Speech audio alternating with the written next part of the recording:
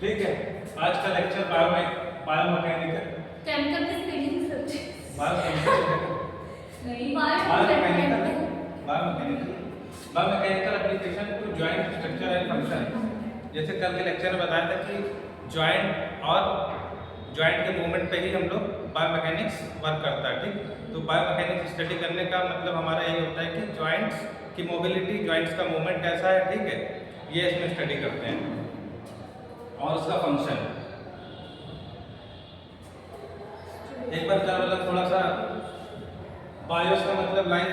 ठीक, मैंने बताया था जितनी भी लिविंग चीजें हैं उसको सब लोग बायो बोलते हैं। ठीक, मैकेनिक्स मतलब कैसे काम करती है, जो जीवित चीजें हैं वो कैसे काम करती हैं, उसमें कैसी फिजिक्स यूज होती है। मैकेनिक्स एक तरह से फिजिक्स कैसे यूज होती है। Study the effect of force on body during static and dynamic situation. Static और डायनामिक सिचुएशन मतलब कौन सी होती है?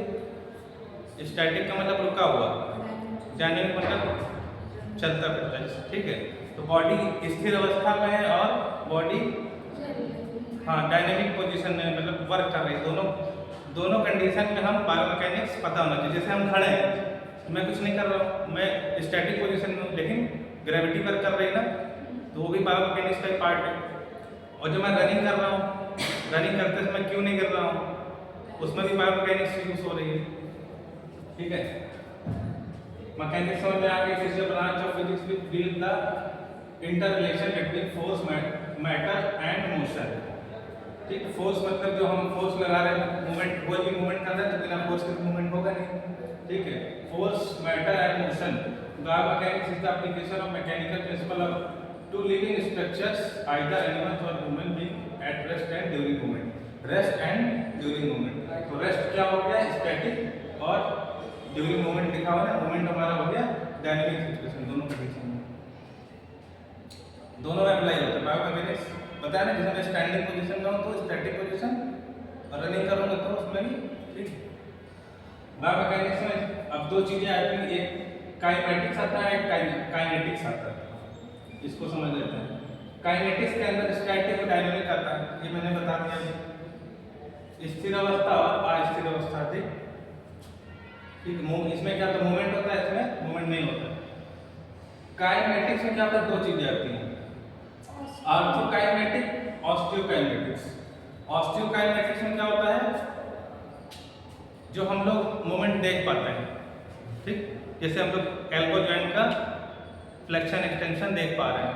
ठीक, लेकिन इसके जॉइंट्स के अंदर क्या क्या फंक्शनैलिटी हो रही है वो नहीं देख पा रहे हैं, तो वो किस में आएगा,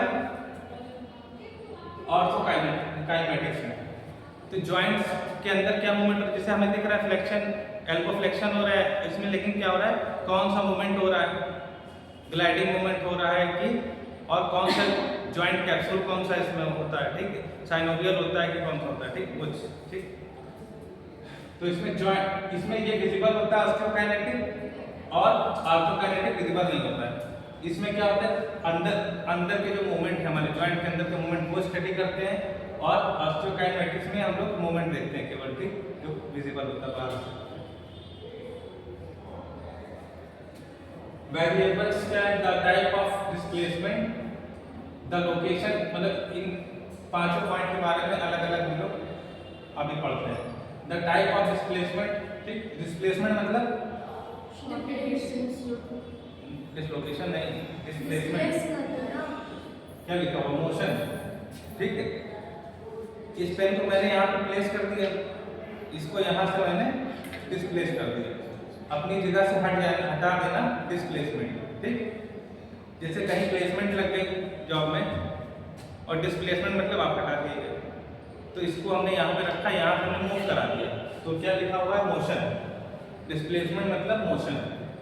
टाइप ऑफ डिस्प्लेसमेंट, किस तरह का मोशन है, किस तरह का मूवमेंट है। दूसरा है location in space of the displacement, जो डिस्प्लेसमेंट हुआ उसकी लोकेशन क्या है, उस जो डिस्प्लेसमेंट हुआ उसकी डायरेक्शन क्या है। ठीक, लीनियर डायरेक्शन है कि रोटेटरी डायरेक्शन है, ये लीनियर डायरेक्शन हो गया। जैसे मैं हम हैंड शेक करने के लिए क्या करते हैं, हाथ आगे बढ़ाते हैं ना, तो ये लीनियर डायरेक्शन है, सीधी लाइन में। ठीक है,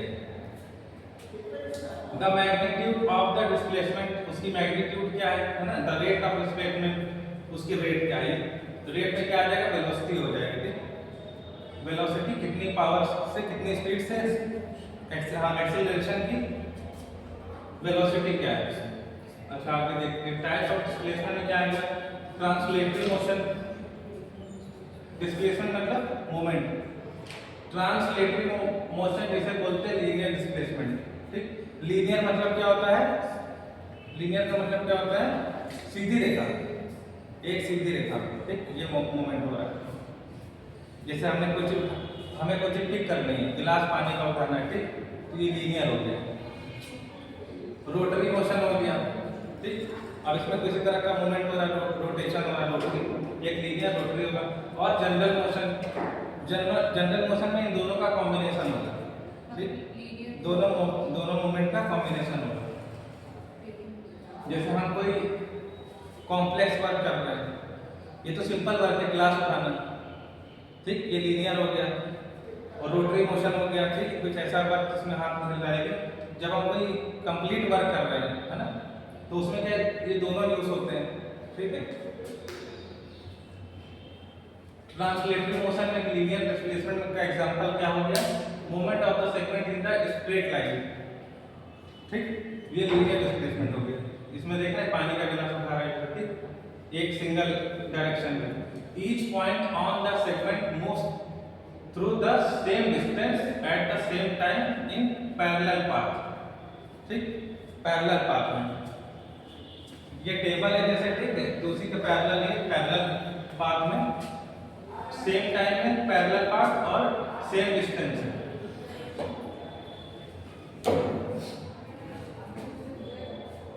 और तो लीनियर का हो गया। अब ये देखो रोटरी मोशन में एंगुलर क्यों लिखा है, क्योंकि यहाँ पर एंगल बनता है, ये angular.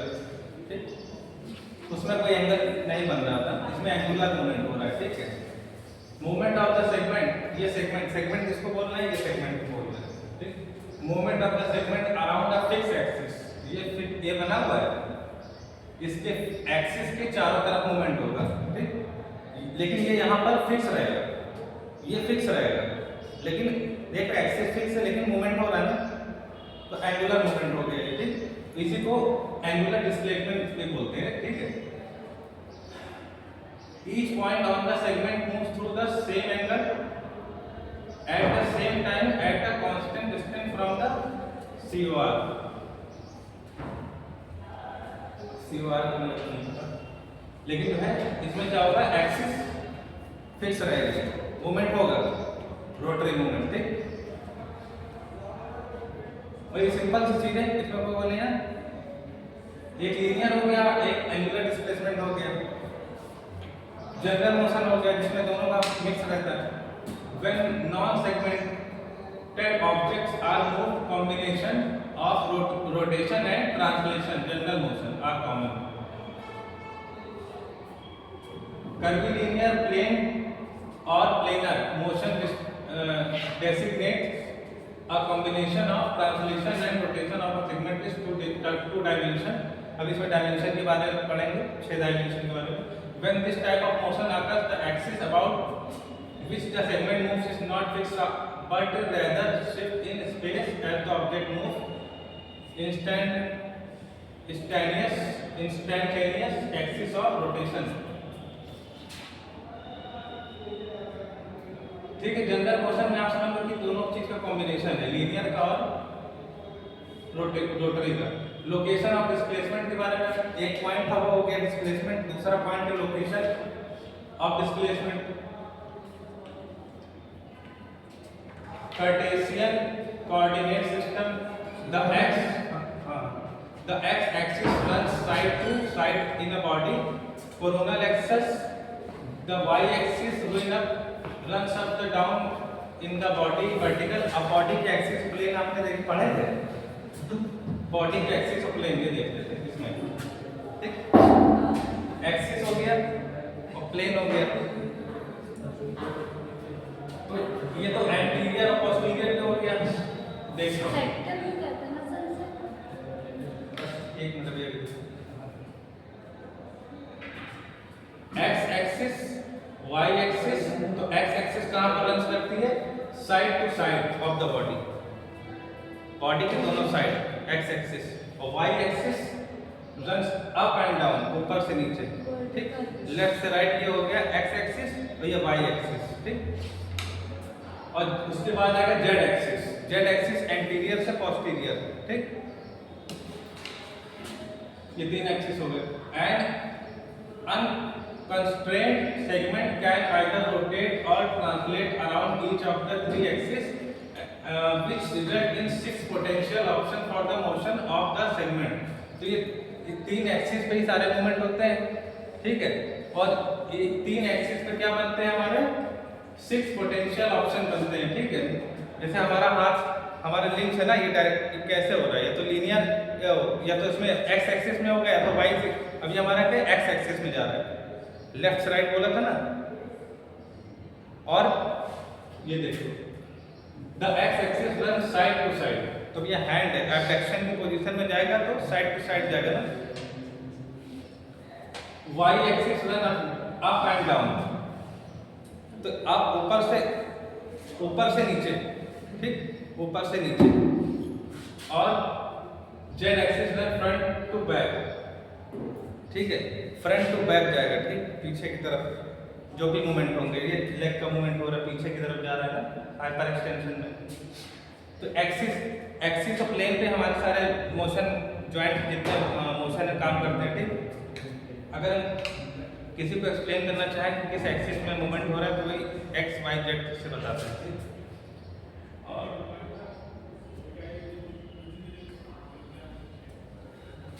the option for movement of the segment are also referred to the as degree of freedom। A completely unconstrained segment therefore 6 degree of freedom। तो ये 6 डिग्री ऑफ फ्रीडम है, 1 2 3 4 5 6, ठीक। तो एक एक्स एक्सिस था, साइड से side, left to right, एक anterior से पोस्टीरियर था, एक ये side to side up and down है, ठीक, ठीक है। ये अप एंड डाउन है, यहाँ एरो बना है नीचे वाला, ठीक। तो एक्स एक्सिस, वाई एक्सिस और Z axis. Rotation of a body segment around the X axis और coronal axis occurs in the sagittal plane। sagittal plane कहाँ पे होता है, कोरोनल sagittal। अरे फर्स्ट सेमेस्टर, तुम लोग का सेकंड सेमेस्टर है ना। अरे बताओ मुझे, मेरे को कंफ्यूजन है, बताओ। इन लोगों का सेकंड सेमेस्टर है, हम लोगों का फोर्थ सेमेस्टर चल रहा है, एग्जाम भर देना है। क्या है? देखो सजाइटल सेक्शन ऐसे काटेंगे ना, सामने से, सामने की तरफ ना, इसे तो सबका। और कोरोनल में, ठीक है, पीछे से नहीं। देखो अगर कोई ऐसे तो उसको ऐसे काटोगे तो मतलब जैसे तुम टमाटर काटते हो सीधे सीधे ऐसे चाकू करके, एंटीरो पोस्टीरियर एक तरह से, एंटीरो पोस्टीरियर आगे से पीछे की तरफ सजाइटल हो गया। देखो सजाइटल प्लेन भी होता है, मिड सजाइटल भी होता है। प्लेन जो है एक ही होता है, ये मिड सजाइटल है। अगर यहाँ से काटेंगे तो यहाँ से सेक्शन करेंगे तो ये भी सजाइटल है ना, और ये भी सजाइटल है, तो ये मिड सजाइटल है, ये भी सजाइटल है, ठीक। और ये कोरोनल सेक्शन है।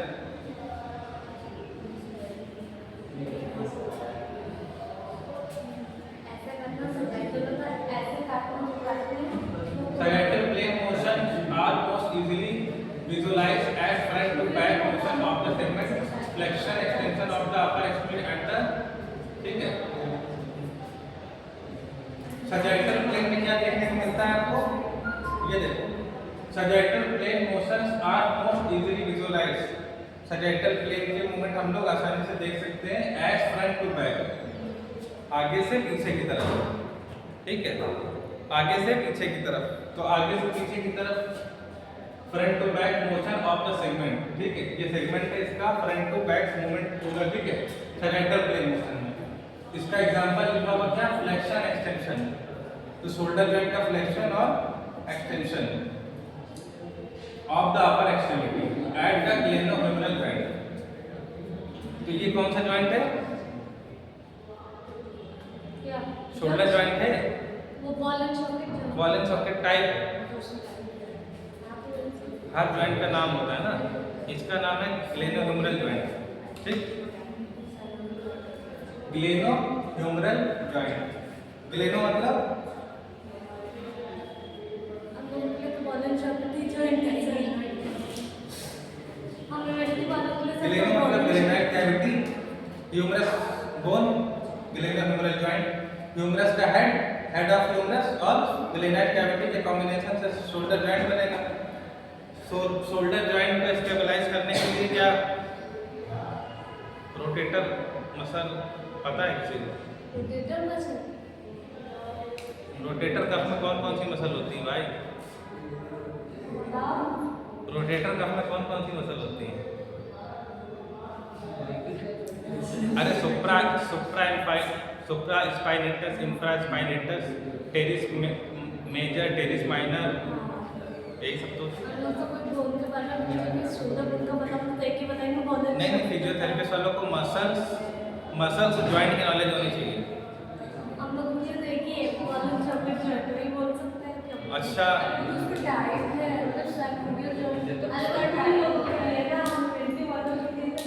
अच्छा काफ मसल के बारे में कोई जानता है कुछ? काफ muscle, calf muscle, calf muscle कहाँ होती है? काफ मसल, काफ मसल नहीं जानते हो? CALF, calf muscle. Second heart, अब कुछ याद आ रहा है? बॉडी, हाँ हाँ हाँ सही बता रहे हो। बॉडी का सेकेंड हार्ट उसको बोलते हैं, काफ मसल को। बताओ भाई Aryan, calf muscle, calf muscle कहाँ होती है? अरे अब तुम लोग को वाइवा में कोई पूछा ही नहीं होगा, काफ मसल कहाँ होती है? पैरों में कहाँ होती है? काफ की नहीं, तुम लोग को अभी फिजियोथेरेपी में काफ की स्ट्रेचिंग करानी पड़ेगी, काफ की स्ट्रेचिंग करानी पड़ेगी।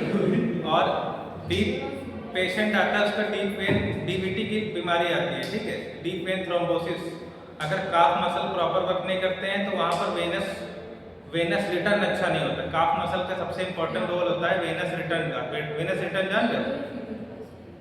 देखो काफ मसल का रोल बताता हूँ। देखो काफ मसल हमारी ये मसल है, ठीक। काफ मसल का रोल क्या होता है? जो सारी मसल्स वर्क करती है, काफ मसल भी वही वर्क करती है, ठीक है। लेकिन इसको सेकंड हार्ट भी बोलते हैं, चल रहा सेकंड हार्ट भी बोलते हैं, क्योंकि 80 ml ब्लड जो है, 80 ml ब्लड जो है कम नहीं होता, 80 ml ब्लड ये पंप करता है अकेला, काफ मसल नीचे से ऊपर की तरफ, हार्ट टुवर्ड द हार्ट, जिससे क्या होता है हमारा वेनस रिटर्न अच्छा होता है। काफ मसल में, काफ मसल एक तरह से ऊपर की तरफ तो हार्ट हमारा लगा हुआ है, ठीक, वो पंप करता है ब्लड को कहाँ पहुँचाता है? हमारे हाथ और पैर में, एक्सट्रीमिटीज में सारे, ठीक। लेकिन जो ब्लड नीचे चला गया है वो ऊपर भी तो आना चाहिए, उसके लिए एक छोटा टुल्लू लगा रखा है नीचे, ठीक, छोटा टुल्लू पंप आता है ना, वो लगा रखा है। ये क्या करता है, ये भी कॉन्ट्रैक्ट करता है।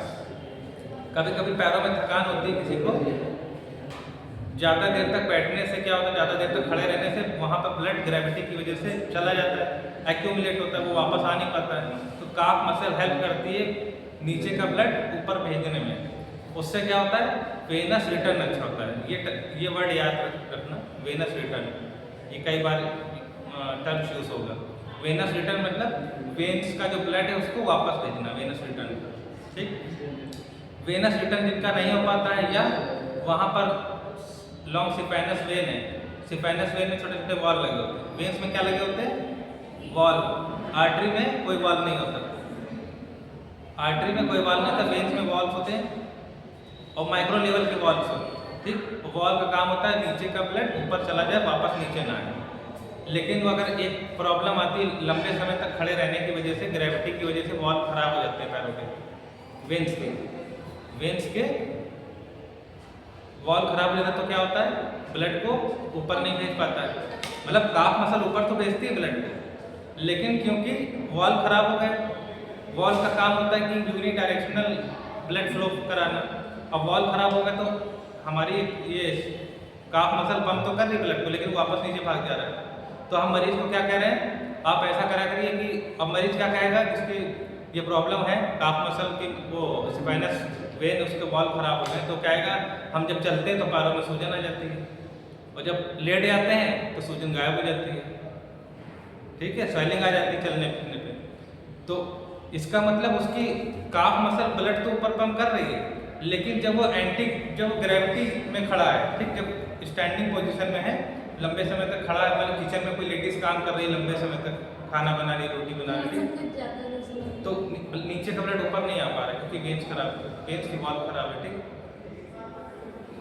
अच्छा, काफ मसल में कौन कौन, काफ मसल तो ग्रुप ऑफ मसल है, इसमें कौन कौन सी मसल होती हैं,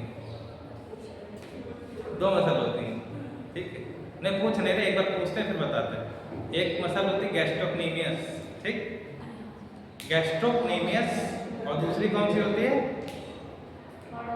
सोलियस, गैस्ट्रोक्नेमियस और सोलियस, ठीक, ये 2 मसल होती है काफ मसल में। एक डीप होती है, गैस्ट्रोक्नेमियस ऊपर होती है और सोलियस डीप में होती है। मसल की भी कैटेगरी है ना, सुपरफिशियल कुछ मसल्स होती हैं जो विजिबल होती हैं, जो मसल्स हमें विजिबल नहीं होती वो डीप में होती है ना, डीप मसल सुपरफिशियल मसल, जब बाइसेप देखने को मिल जाती है तो ये सुपरफिशियल है ना मसल, स्किन के नीचे ही तो है।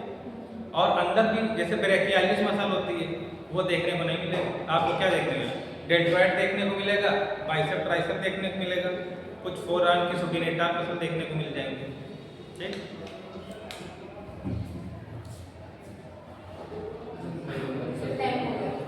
और अच्छा, हैम सबक्वाड्स में कौन कौन सी मसल होती है, हैमस्ट्रिंग में तीन मसल कौन कौन सी, femoral biceps और सेमी मेमोरस और सेमी, ये किसका बता रहे हो, हैमस्ट्रिंग का, हाँ ठीक, कौन कौन से, बाइसेप फीमोरिस बाइसेप नहीं, सर femoris biceps है या बाइसेप फीमोरिस, सेमी टेंडिनोसस और सेमी फिब्रिनोसस, जो पीछे पकड़ते हो तो यहाँ पे तो पकड़ में आती हैं, घुटने के पीछे पकड़ के देखोगे तो मोटी मोटी नसें पकड़ के आती हैं, वही से नहीं, हम पकड़ के दिखा भी देंगे। और क्वाड्रिसेप्स में कौन से रहती है,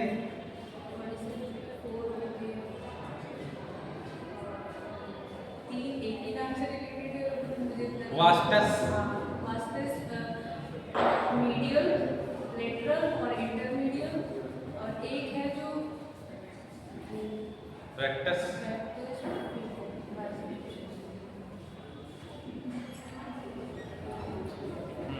देखो वास्टस, लेटरालिस, मीडियालिस और इंटरमीडियालिस, ठीक, ये हो गई। और मुझे भी बुला दिया तुम लोगों ने, सार्टोरियस नहीं थी, चलो इसको बंद करो लेक्चर को, ठीक है, आज का एंड करके फिर बताते हैं।